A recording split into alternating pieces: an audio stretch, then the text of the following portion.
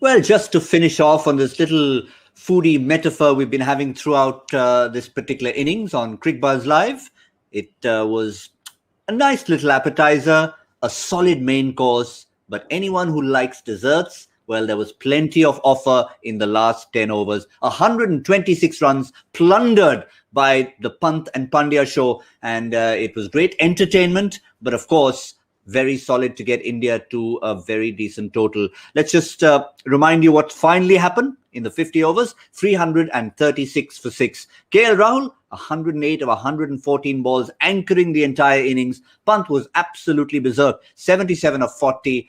Virat Kohli got 66 of 79. What you don't see on the card are the effort from the two Pandya brothers, both of whom contributed to get India to the 336. In the company of Michael Vaughan and Joy Bhattacharjya. Joy, at the 35th over, I did mention what kind of total are you going to punt on.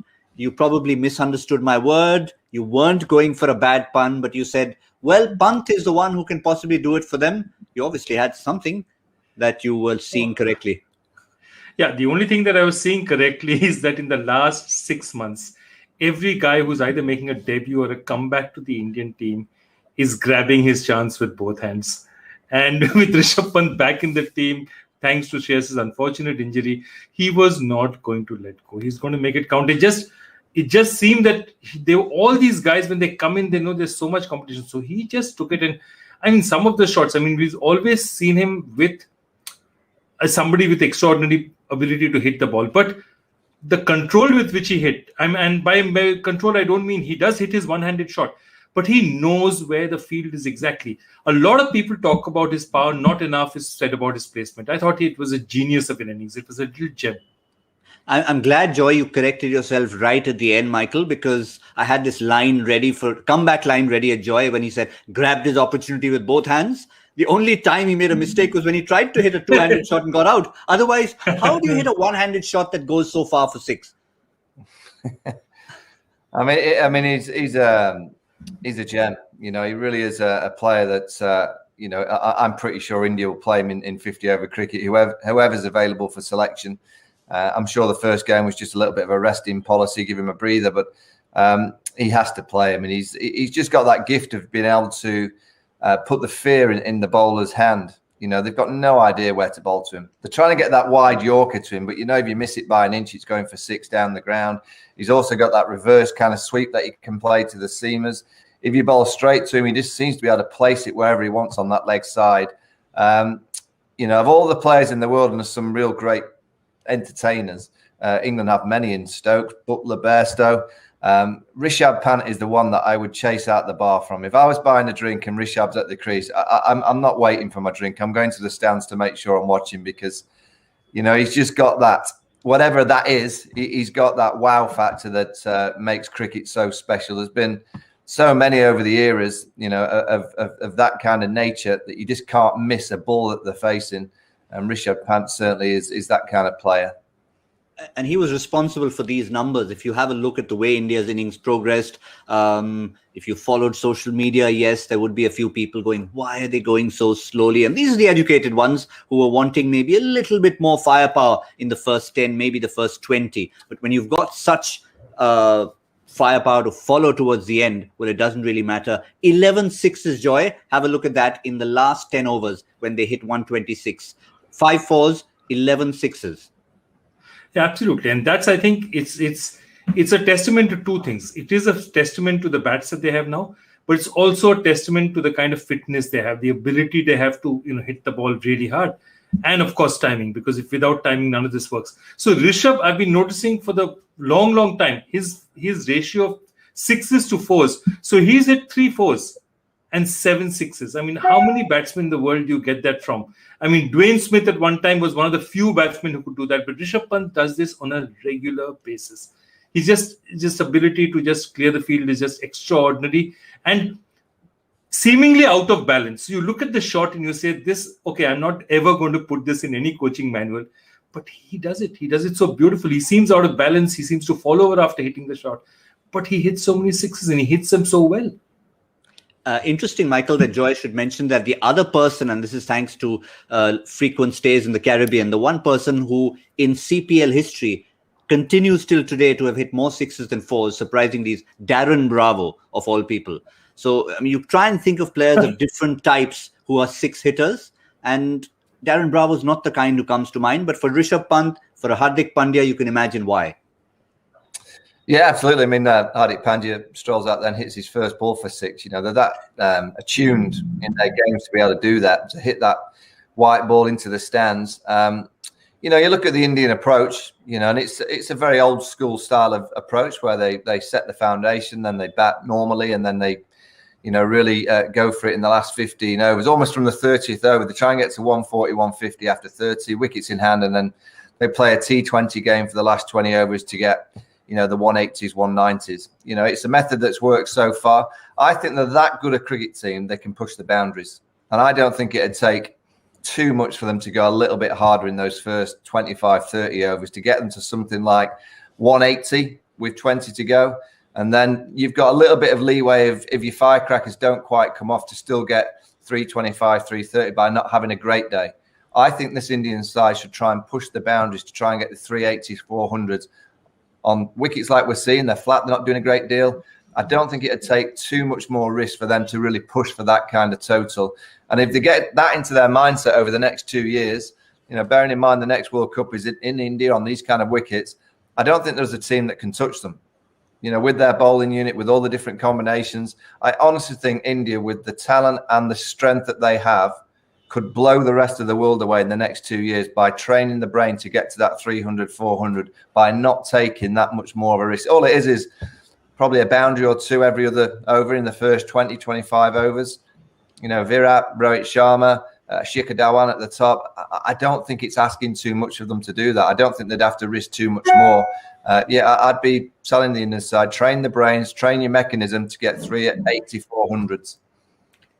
Interesting point, because when I mentioned at the top of the show, we're obviously going through not just social media, but various people's comments. I was filtering out the comments, not just from those who are like bored of 50 over cricket, but the intelligent voices like Michael Vaughan, who are actually saying, look, you know you're going to get these big scores in the last 20. How about a few more in the first 30 from quality players? Not going berserk, not throwing their wickets, just to set a bigger platform for a score that will be more testing for a team like England. And we saw, had they not imploded last time around, they would have got that in a canter. Joy. Yeah, you know, I was just looking at this score. I mean, I was looking at what, say, for example, Virat Kohli did. And his strike rate was 84. Okay, he got 66 in 79 balls. Normal, very nice innings from a normal 2013, 2014 ODI point of view. It's not a bad innings at all. But here's the thing. Did he at any point look as if he was struggling to hit the ball? No. He was totally in command. He was totally in control. Other than the one chance he gave, he knew exactly what he was doing. Could he have pushed the strike rate up to 100? Almost surely. So I think Michael's right there, because you know, if the batsman's struggling to hit the ball, can't hit the ball, it's not timing, the bowling is very accurate, you know, you can understand it. But they clearly, there was a period where they clearly seemed to be coasting. You know, when Kohli was batting, Kohli and Rahul were batting, they clearly seemed to be, okay, we're going to put on, you know, we're going to kick in now.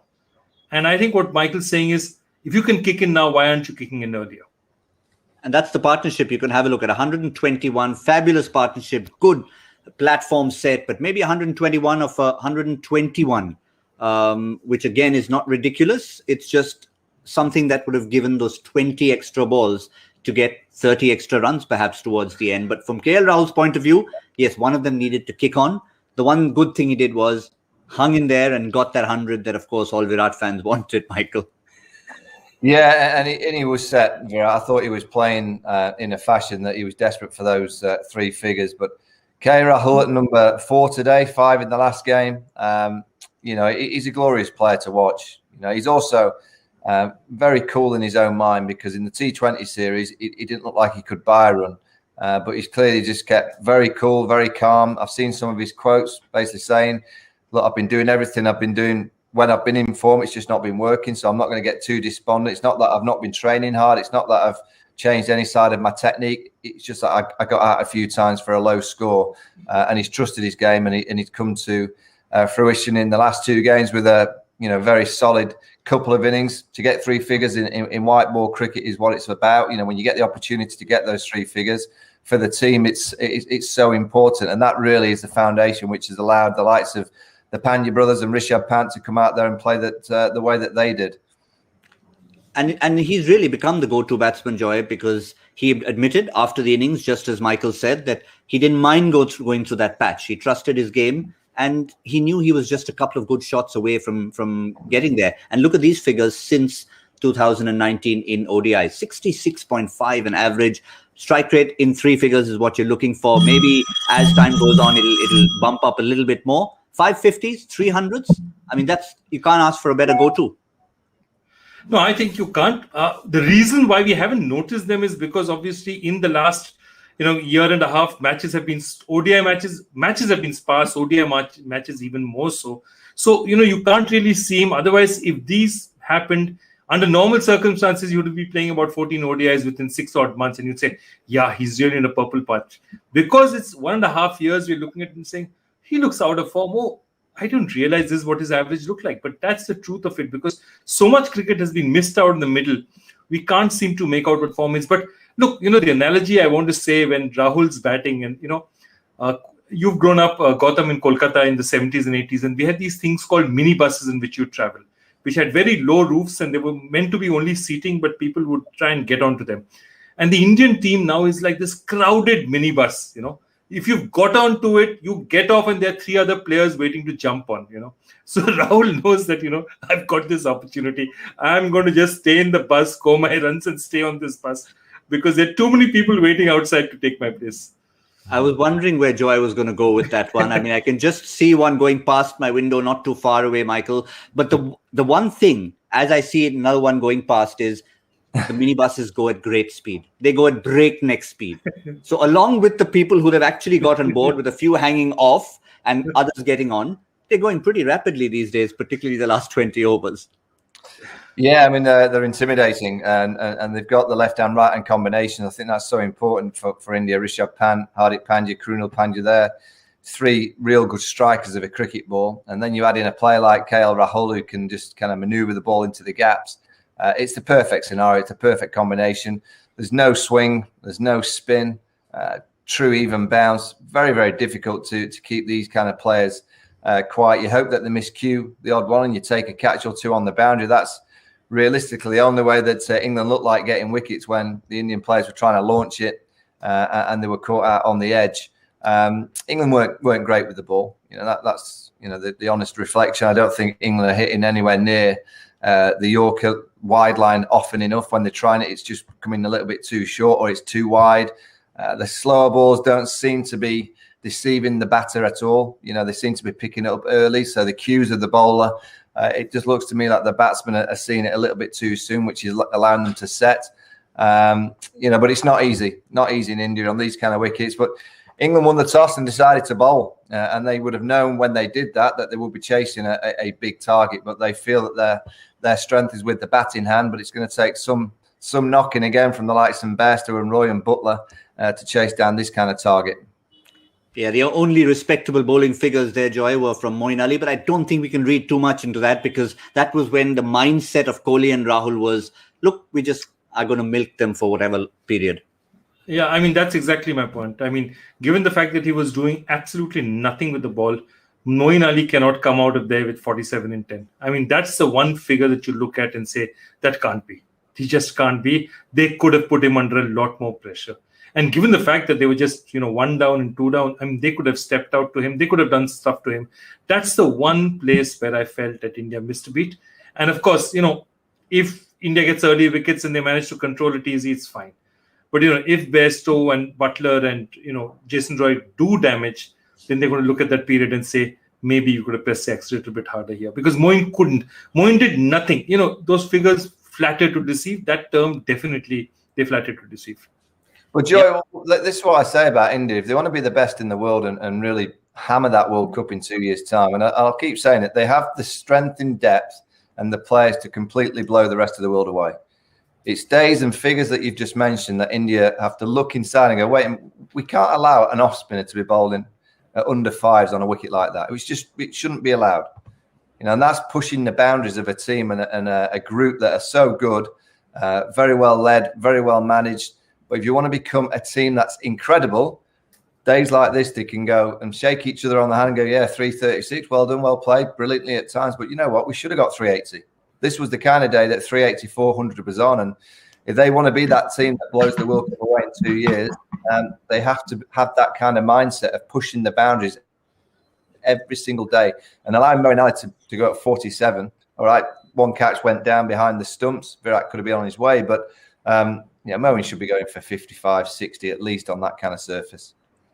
Yep, and that's perhaps the difference between the few runs. Whether it tells or not, we'll find out at the end of the game. But remember at the beginning, we started talking about the entire ICC regulations and the soft signal and DRS. Well, there was another little incident in this particular innings that has again brought certain rules of the game into focus. Joanne, I know you tweeted about it. Simon Dools tweeted about it now and earlier.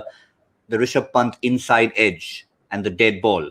Basically, to sum it up for those who didn't see it, LBW appeal. It turned out that it didn't hit the pad at all. It went off the edge of the bat, actually went to the boundary. Once the umpire decided it obviously had to be overturned, was not out. He didn't get the 4 runs either. Joy. First, I'll just say that there's a very similar rule in a very, very popular sport, which is football. When the foul is committed and there's a chance for the play to be completed, for a goal to be scored, you have the play on rule. You allow the play to go on to see what happens. If the goal is not scored, you come back and say, okay, this is a foul, this is a free kick now at the edge of the penalty area. Why can't you just do that? Because here the problem was there was not a single fielder who had a hope in hell of stopping the ball. It went just past the keeper. There was nobody there. It couldn't have been stopped. Now that's a sure 4. And the only reason that 4 is not given is because the umpire has given a signal and said the ball is dead. So my point is, in situations like this, isn't it the umpires? Shouldn't he be playing on, watching the play end and saying, okay, now I've given out. Now whatever has to happen, has to happen.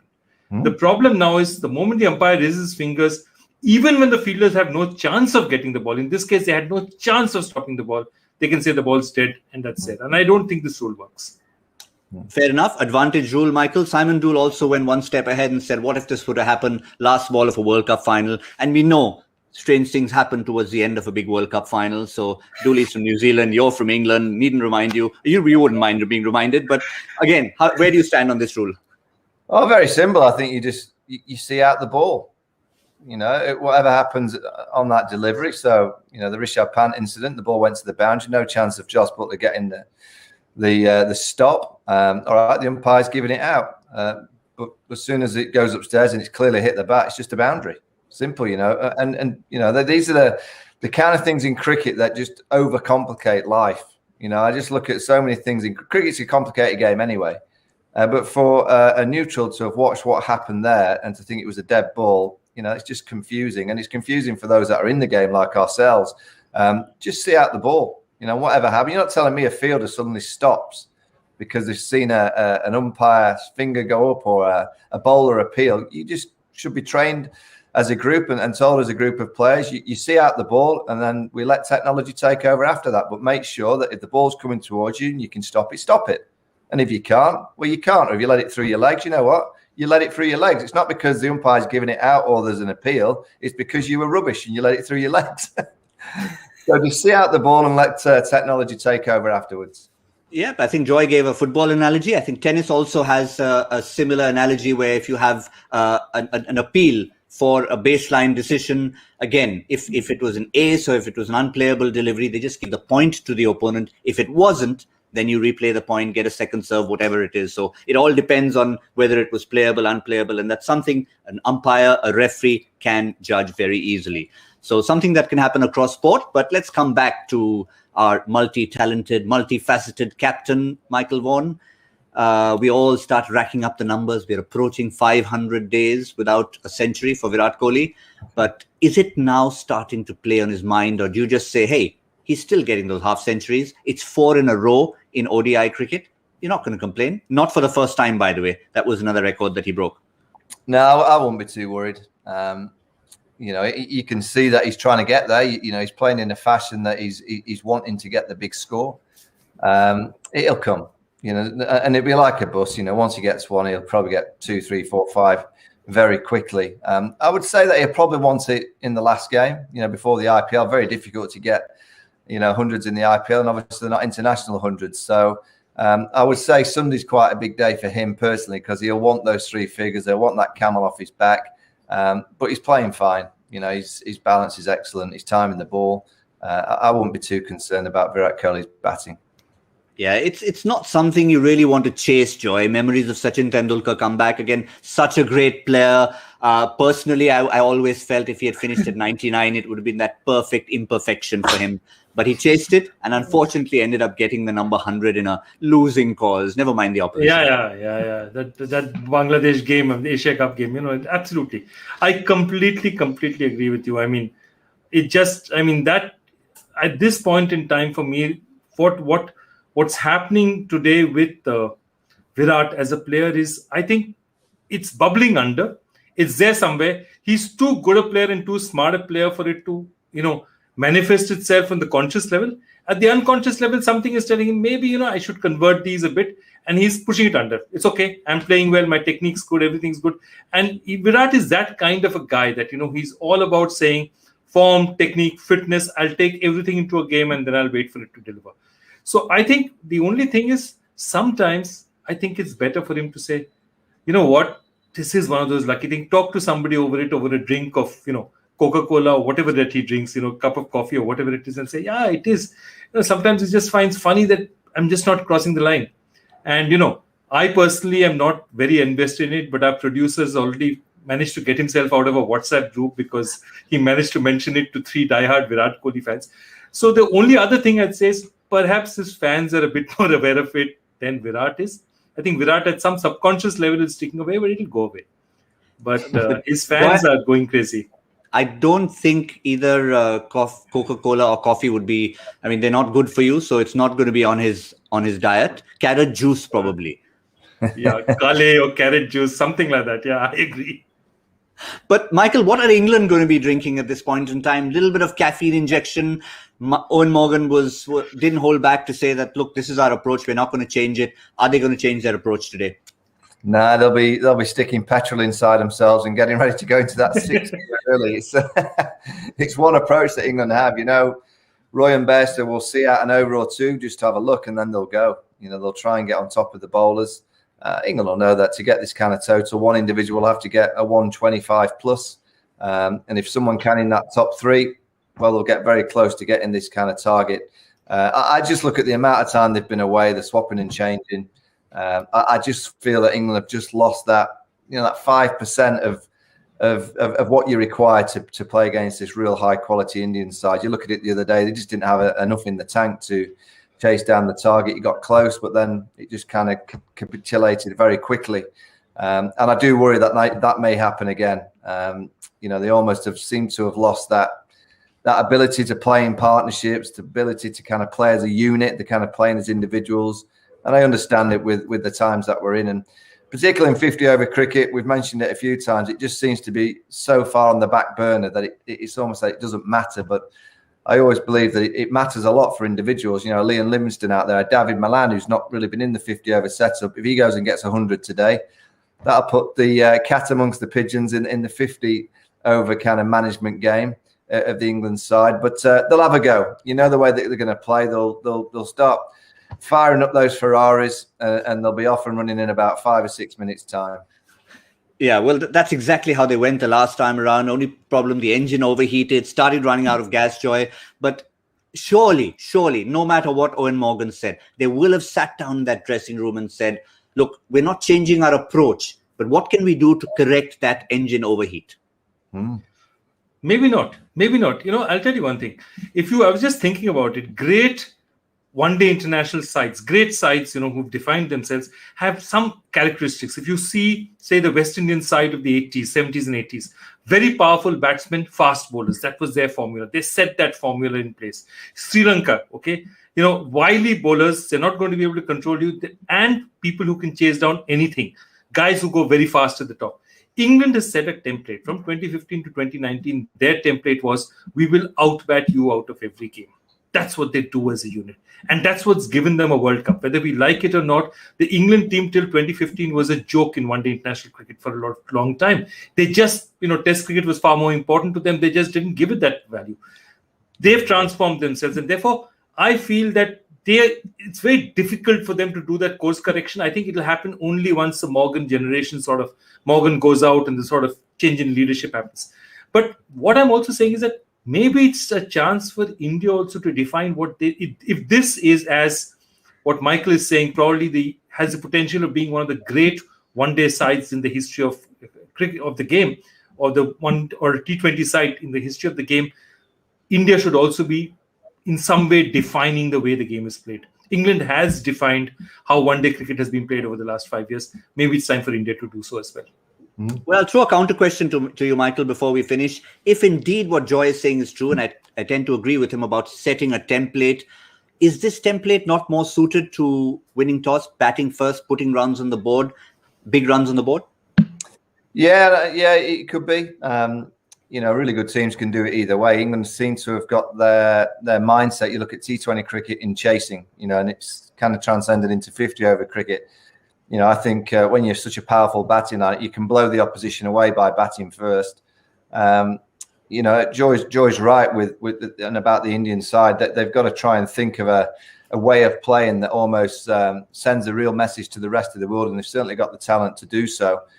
This England side, I would think, will be different today because of David Malan. The rest of the players in the last game were all firecrackers and all kind of flamboyant strikers, whereas David Malan is more of a Joe Root style player. I personally would put David Malan at number 3 and just say to David Malan, your job is to bat the innings. As you always do in T20 cricket, just play conventionally and we'll send everyone else around us. I wouldn't be putting Ben Stokes, because the one constant in the England batting lineup in 50-over cricket is Joe Root, who bats at number 3. So why not put David Malan to number 3 and put Ben Stokes into the role which he's been playing for quite a few years, which is in that engine room. It just seems to me that England have said to Ben Stokes, "No, we want to give you an opportunity at 3." But when Joe Root comes back, that opportunity won't be there for Ben Stokes. So I think they're wasting a little bit of that. David Malan for me should bat 3, and England bat around him, and the rest of them, well, he can be the Skoda and the rest can be the Ferraris. There we go. We've got food, we've got fast cars. What a wonderful show. And then it's all supposed to be about cricket. Joy, I'm going to throw the last question to you on the batting order issue, given that we don't need to make any score predictions. Just enough time for me to gloat a little bit. Finally, I got one right. 303. I hadn't forgotten. 340 was very close. Michael came in or went out at 334 from his famed 328. And that those extra runs, that 2 at the end from Krunal Pandya, meant that I got myself a prediction right. So, Joy, for you, Ben Stokes at 3 or Malan at 3? I'll absolutely go with Michael there. Have an anchor, put that anchor, allow him to sort of bat it out and just hit it out of the park around him. That should be the England strategy.